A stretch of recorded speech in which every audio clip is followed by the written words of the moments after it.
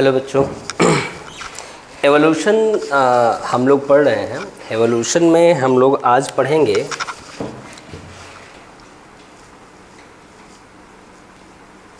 Hardy Weinberg principle. Hardy Weinberg principle, इसे Hardy Weinberg equation भी कहा जाता है। ये मैथमेटिक्स वाले थे, ये फिजिशियन थे। तो इन्होंने क्या किया, एक थ्योरेटिकल लॉजिक दिया हमारी पॉपुलेशन जेनेटिक्स पर। जैसे बेटा अगर हम जीन की बात करें, कोई भी जीन होता है, जैसे बाय द वे हमने कहते हैं लेंथ के जीन हमारे पास है। लेंथ की जीन में दो है, एक capital T for tall, small T for dwarf. और बेटा हमेशा हम डिप्लॉयड ऑर्गेनिज्म है तो दोनों साथ आएंगे, या टी आएगा या स्मॉल टी आएगा या स्मॉल टी, यही तीन प्रोबेबिलिटी बनती है। तो बेटा इसी के बारे में इन्होंने कुछ बात किया है। इन्होंने कहा अगर हम डोमिनेंट और रिसेसिव एलील की बात करें, जैसे कैपिटल टी हमारे यहाँ डोमिनेंट है, स्मॉल टी रिसेसिव है, इसकी बात करें तो इन्होंने इक्वेशन दिया। इन्होंने ऐसे लिखा था, इनकी भाषा में लिख देते हैं, उसके बाद हम अपना समझेंगे। p² plus 2pq plus q² equal 1। इन्होंने कहा अब इसमें p क्या है, p इज डोमिनेंट, q क्या है रिसेसिव, ये क्या है हेटेरो। जैसे अगर हम t के फॉर्म में समझें तो क्या होगा, कैपिटल टी, ये क्या हो जाएगा 2 कैपिटल टी स्मॉल टी, ये क्या हो जाएगा स्मॉल टी। यही है, जैसे अगर आप लोगों ने लिखे थे ना स्मॉल टी का क्रॉस करवाओ, आपने 9th में भी पढ़ा होगा। आपने क्या देखा था, कैपिटल टी स्मॉल टी। ये देखो t² प्लस ये 2 कैपिटल टी स्मॉल टी, ये t² इक्वल 1। बस यही बात तो है। इसी बात को इन्होंने एक्सप्लेन किया है। बेटा ध्यान देना, p क्या है, डोमिनेंट है, q क्या है, रिसेसिव है। और इनका कहना यही है, 1 मतलब कांस्टेंट, जो वेरिएबल ना हो। इनका कहना है कि किसी एक पॉपुलेशन में, किसी एक जियोग्राफिकल इलाके में डोमिनेंट और रिसेसिव एलील की फ्रीक्वेंसी हमेशा कांस्टेंट होती, इक्विलिब्रियम में होती है। इसीलिए हार्डी वीनबर्ग प्रिंसिपल को हार्डी वीनबर्ग इक्विलिब्रियम भी कहा जाता है। क्या कहता है, हार्डी वीनबर्ग इक्विलिब्रियम, इसे कहा जाता है हार्डी वीनबर्ग इक्विलिब्रियम। बेटा एक बात ध्यान देना,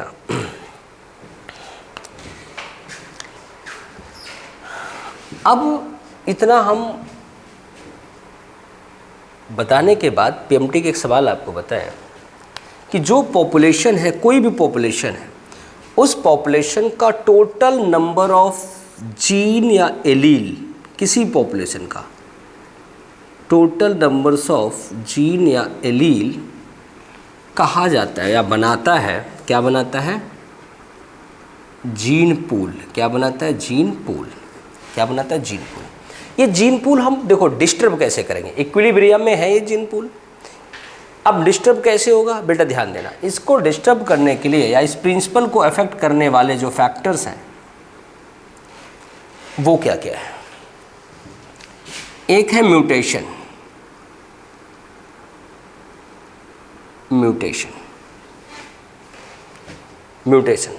अभी आपने लास्ट क्लास में देखा था। जेनेटिक रिकॉम्बिनेशन,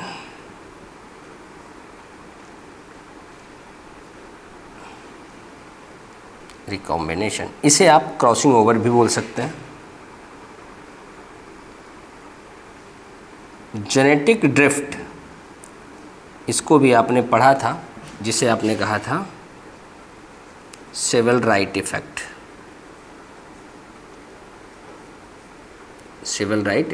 यही बोला था। इसके अलावा है हमारे पास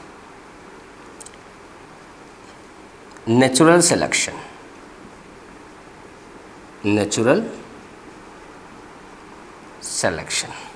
और पांचवा फैक्टर हमारे पास है जीन फ्लो। इसको भी आपने लास्ट क्लास में डिफाइन कर लिया था। जीन फ्लो जिसे हमने कहा था जीन माइग्रेशन, जीन फ्लो या जीन माइग्रेशन, जीन फ्लो या जीन माइग्रेशन। बेटा ध्यान देना, जीन फ्लो या जीन माइग्रेशन में क्या होता है, मैंने बताया था लास्ट क्लास में, माइग्रेशन होता है क्या, किसी पॉपुलेशन में कोई आए या किसी पॉपुलेशन से जाए। आता है तो इमिग्रेशन, जाता है तो इमाइग्रेशन। अरे भाई जाएगा तो हमारे पास एलील की संख्या घट जाएगी, आएगा तो बढ़ जाएगी। जेनेटिक ड्रिफ्ट या सिविल राइट इफेक्ट भी मैंने बताया था कि यहाँ पर चेंज आता है एलील में by chance, randomly, random change आता है। जेनेटिक रिकॉम्बिनेशन क्या होता है? जेनेटिक रिकॉम्बिनेशन होता है एक एलील दूसरे एलील के साथ पेयरिंग कर ले। चलो देखते हैं, ये अगर ये चीज़ें नहीं पाई जाती हैं, अगर ये चीज़ें पांचों नहीं पाई जाती, तब जा कर के हम कहेंगे हार्डी-विनबर्ग प्रिंसिपल या इक्विलिब्रियम काम कर रहा है। बेटा देखना, इतना बुक में आपको इतना लिखा होता है जितना मैंने लिखा है, लेकिन मैं आपको एक नई चीज़ लिखने चल रहा हूँ, ये ध्यान देना। ये आपको एनसीईआरटी में नहीं, बाकी हेल्पिंग बुक में मिल जाए शायद। मैं यहाँ एक बात और लिख रहा हूँ, P प्लस Q इक्वल 1, इसको भी मैंने कांस्टेंट कर दिया। अब इसको T वाले फॉर्म में समझा दें आपको हम।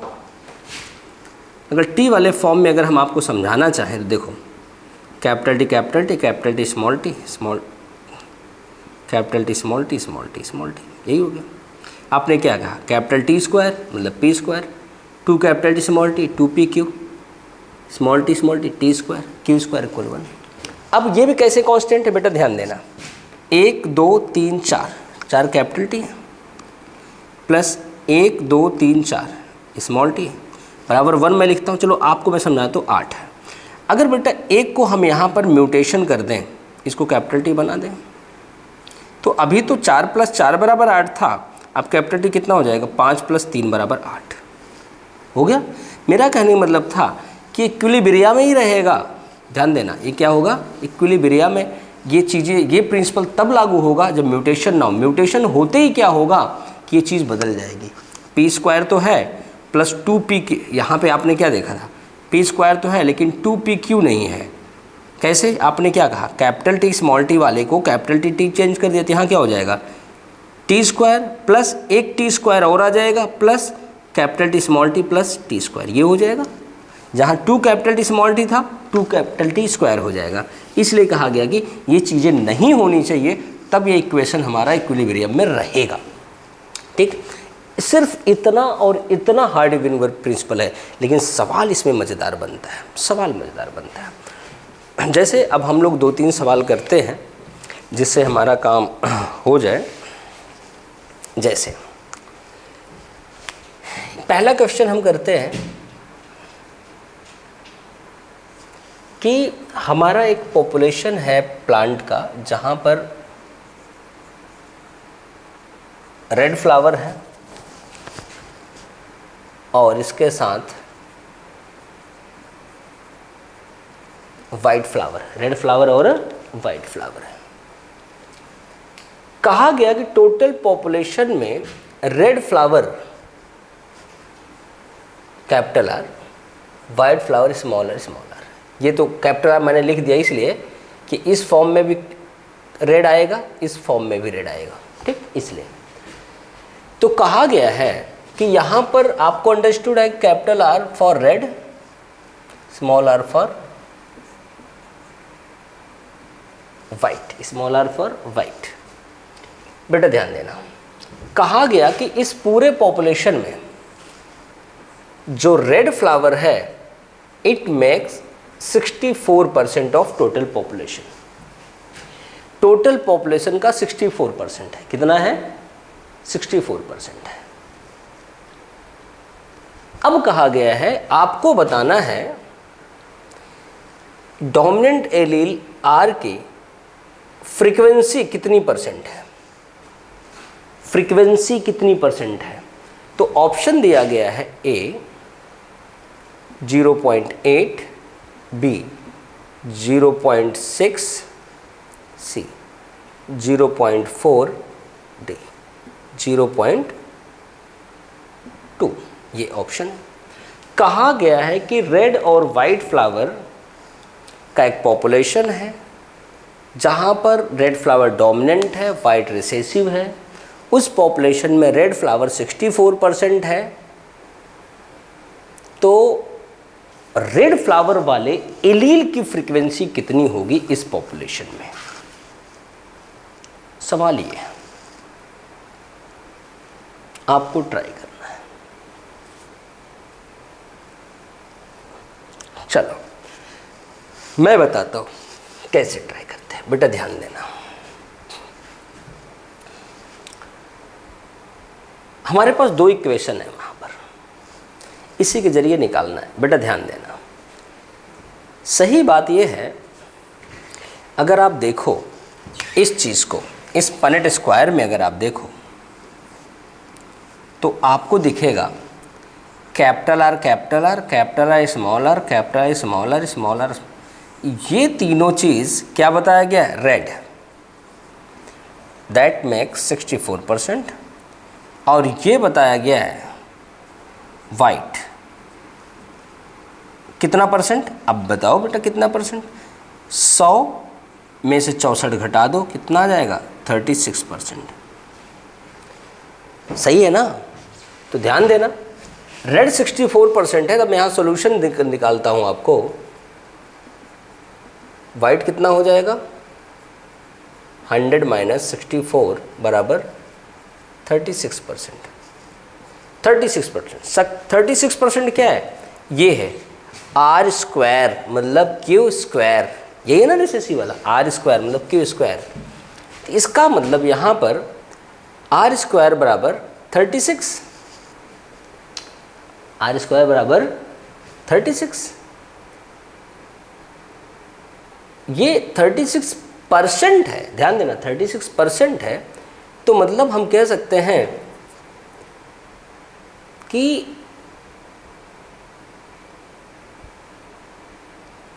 आर स्क्वायर बराबर 36/100, परसेंट मतलब आउट ऑफ 100।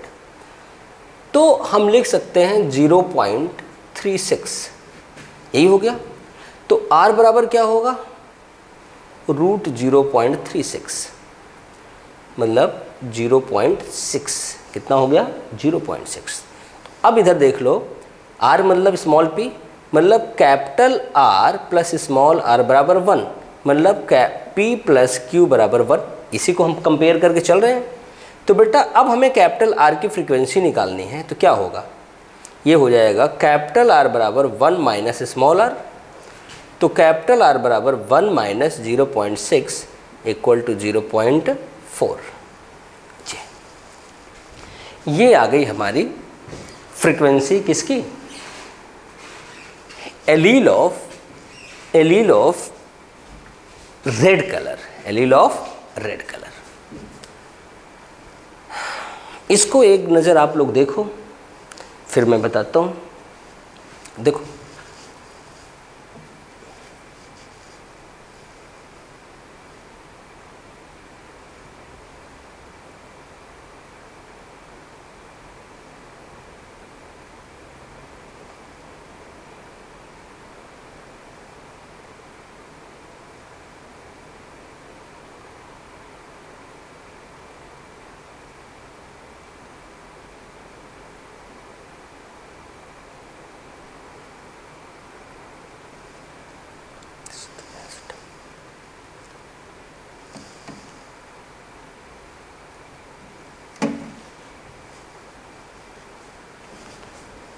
हो गया।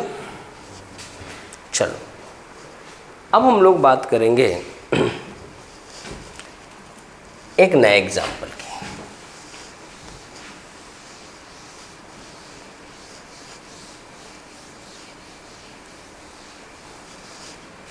नया एग्जाम्पल हमारा ये है, बेटा ध्यान देना, स्मॉल ए एक ऐसी कंडीशन है जो हमारी बॉडी में, स्किन में कलर नहीं देता, हमारी बॉडी में पिगमेंटेशन नहीं देता।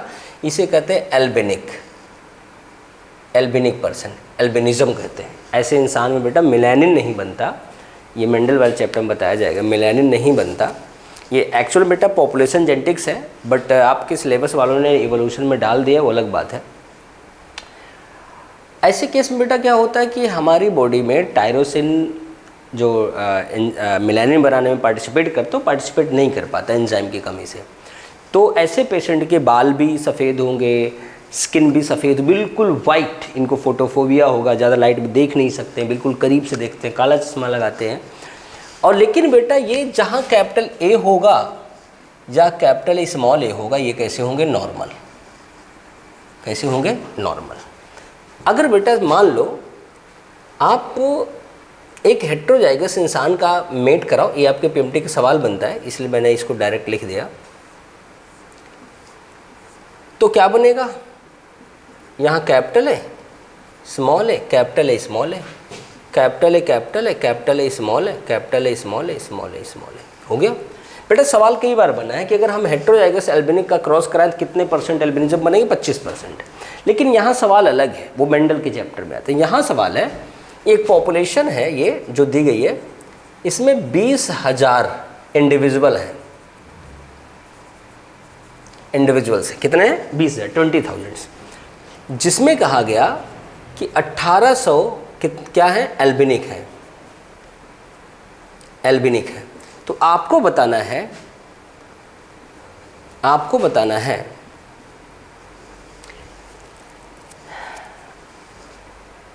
Frequency of heterozygous normal persons या नॉर्मल इंडिविजुअल, अर्थात इनकी संख्या आपको बतानी है।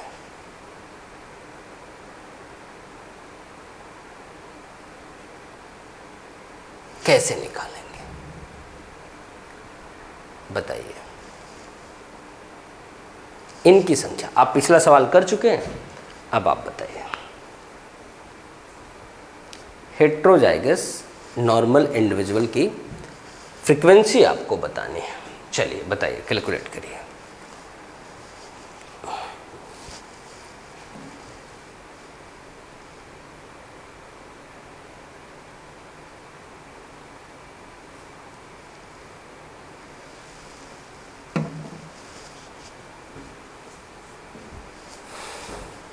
नहीं हुआ, चलो हम सॉल्व करते हैं इसे।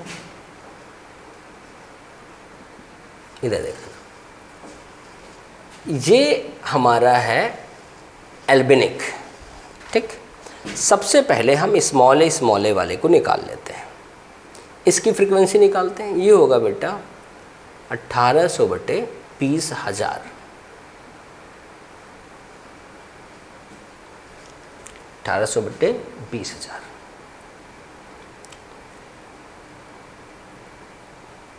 अगर परसेंटेज निकालना है तो आप 100 से मल्टीप्लाई भी कर सकते हैं, ठीक। आप देखो 2 0 काट दिया। अगर आप परसेंटेज में निकालना चाहो तो ऐसे कर लो,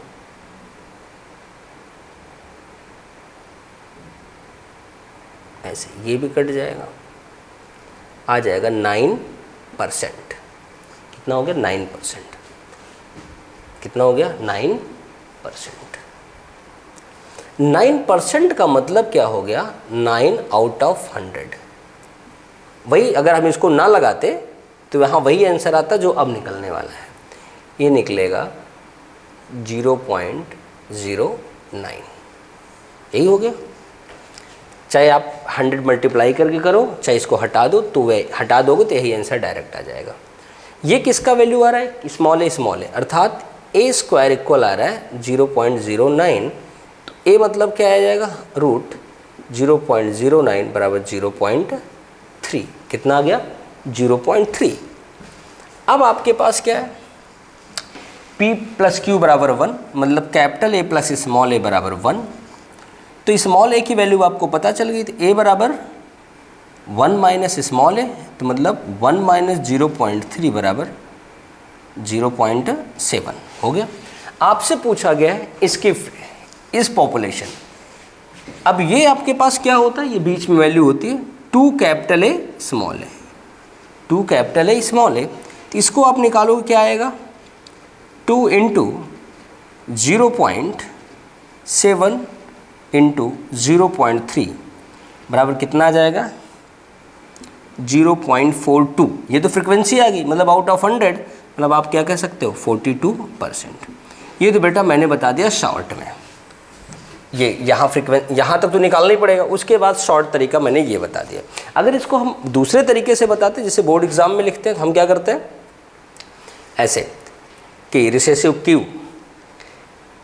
क्यू स्क्वायर, क्यू की वैल्यू आ गई इतना और पी की वैल्यू आ गई इतना, तो हम क्या करते हैं ऐसे, पी बराबर आ गया 0.7, क्यू आ गया 0.3, जो हम बोर्ड में लिखते हैं। आप क्या करते हैं, हमें निकालना है, हम पहले इक्वेशन लिखेंगे, P square plus 2pq plus Q square equal 1, तो हम लिखते 0.7 का होल स्क्वायर प्लस 2pq, इस पे वैल्यू नहीं रखेंगे क्योंकि हमें यही निकालना है, प्लस 0.3 का होल स्क्वायर इक्वल 1। तो हम क्या करते 0.49 प्लस 2pq प्लस 0.09 इक्वल 1, तो हम क्या करते 2pq प्लस दोनों जोड़ देंगे 0.58 बराबर 1, तो 2pq 1 माइनस 0.58 बराबर 0.42। देखो बेटा आ गया ना। तो इतना बड़ा प्रोसेस हम क्यों करें, ये डायरेक्ट ना रख लें, देखो एक लाइन में हमारा निकल गया ना। तो बेटा ऐसे पीएमटी में तो आपको ऐसे करना है, बोर्ड में तो एग्जामिनर साहब को समझाने के लिए आप ऐसा कर सकते हैं। ठीक, ध्यान देना। एक सवाल हमारा ये हो गया, इसको आप समझो, देखो कहाँ प्रॉब्लम है, अगर प्रॉब्लम है तो आप हमसे पूछना। ठीक, तो फिर आगे अगला एग्जाम्पल बताएंगे।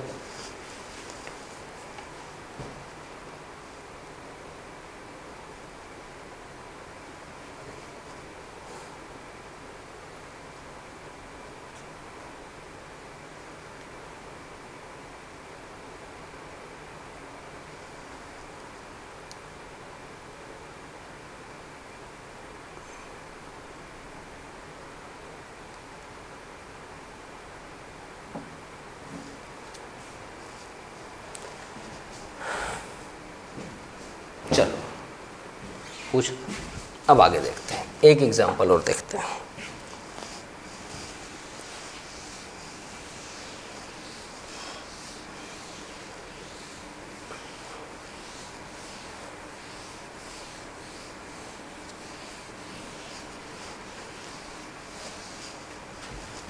हमारे पास एक पॉपुलेशन है जिसमें 320 इंडिविजुअल हैं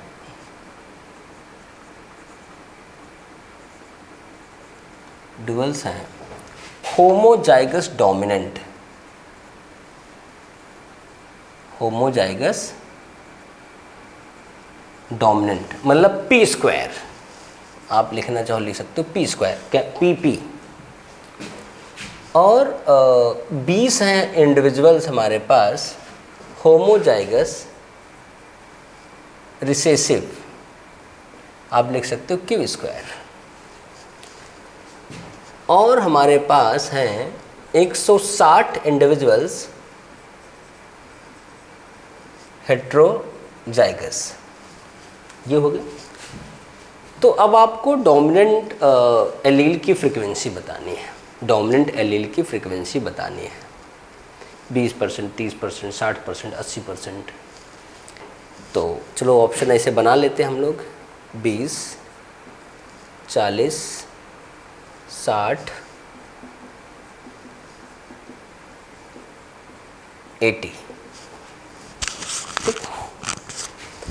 अब निकालना है हमें कि डोमिनेंट एलील की फ्रीक्वेंसी कितनी है।